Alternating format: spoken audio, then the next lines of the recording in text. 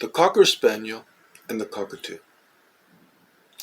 How is it that no matter what Trump does, no matter how many times he fails, no matter how egregious and transparent his lies, his base, his ever-loyal base, continues to follow him?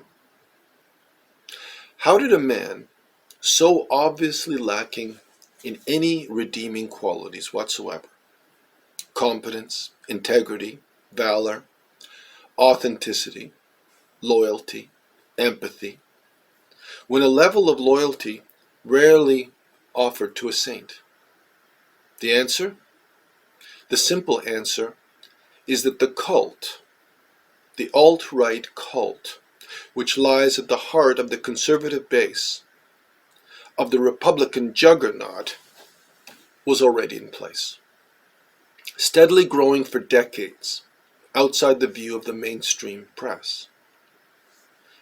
This slowly brewing cauldron was being carefully, meticulously, relentlessly nurtured. All it needed for activation was one thing: a Messiah.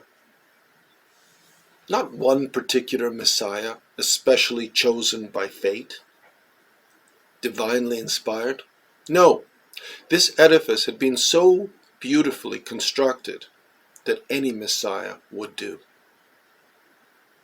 So with the advantage of 2020 hindsight, we can easily say that this Messiah could just as soon have been a Cocker Spaniel or a Cockatoo.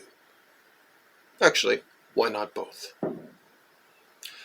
So as absurd as this might sound, but if we take this a step further, let's imagine how the evangelical, semi-literate, gun-toting, xenophobic, average man would react if his beloved pastor at his local megachurch were to one day proclaim to him that a divinely inspired Cocker Spaniel, speaking through an angelic being manifesting in the body of a cockatoo, were to lead them, were to be here to lead them to the promised land.